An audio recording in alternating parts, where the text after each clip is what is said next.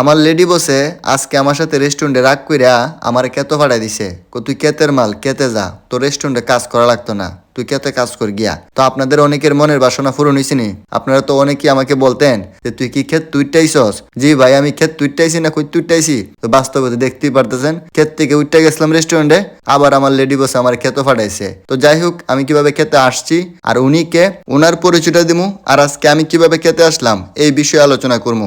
আসসালামু আলাইকুম, কেমন আছেন আপনারা? আর এই মুহূর্তে আপনারা দেখতেছেন গ্রিস প্রবাসী হাসান আহমেদের ভিডিও, গ্রিসের কৃতি আইল্যান্ড থেকে। আর আইল্যান্ড মানে কি তো বুঝতেই পারতেছেন, চারদিকে ভ্রমন্ত সাগর, মধ্যে একটি দ্বীপ।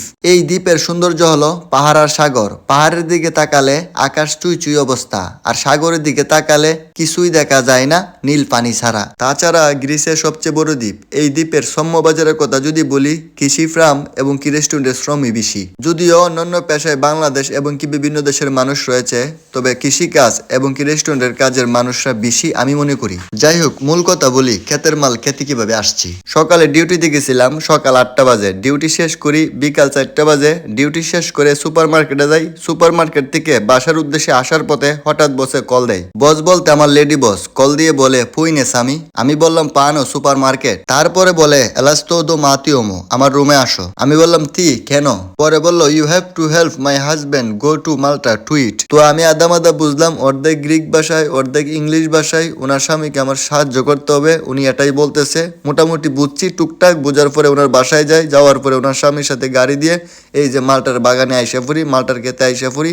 খেতে আইসা আমিও মনে করেন ক্যামেরা একটু দিছি ওপেন করে, প্রথম হাতে ছিল, তারপরে মোবাইলে থইলাম, তো এসে উনি পারতেছে, আমিও পারতেছি। আমিও অনেকগুলা মালটা পারছি, তবে আমার দৃশ্যটা উঠাইতে পারি নাই। উনি পারতেছে, উনি আমার হাতে দিছে, সেই দৃশ্যটা উঠাইতে পারছি। আর উনি কে তো বুঝতেই পারতেছেন, আমার লেডি বসের হাজবেন্ড, আমার লেডি বসের হাজবেন্ড, তারা কিন্তু অনেক ভালো মানুষ, অনেক ফাইন মানুষ। যাই হোক, আমার লেডি বসের ডুলফি দেয়া লাভ নাই, লেডি বসের হাজবেন্ডের ডুলফি দেয়া লাভ নাই। আমার লেডি বস হলো দুইজনের হাজবেন্ড হইলে গিয়া এখানে একজন, আরেকজন হইলে গিয়া পুলিশ। তো কত হইলে গিয়া কথা আরেকটি না বললি নয়, আরেকটি কথা হইলে গিয়া আপনারা যারা গ্রিসে এগ্রিকালচার কাজ করেন, এগ্রিকালচারের কাজের ভিসা নিয়ে আসবেন। আপনারা যদি মনে করেন ঘন্টা হিসাবে কাজ করেন, 500 করে ঘন্টা পাইবেন। আর যদি মাসুরা কাজ করেন, তাহলে মনে করেন 900 থেকে 1000 খানিক ইউরো পাবেন। যাই হোক, মূল কথায় আসি, যারা আমাকে বলে খেতে উঠতে আইসস, ক্ষেতের মাল খেতে যা, তাদেরকে বলতেছি ভদ্রতা বহুত বজায় রাখছি, এখন অভদ্রতার সাথে বলতেছি আমার হালার ঘরে হালাও গল, ক্ষেতের মাল খেতে যাইত না। ক্ষেতের মাল আল্লাহ বাসে রাখলে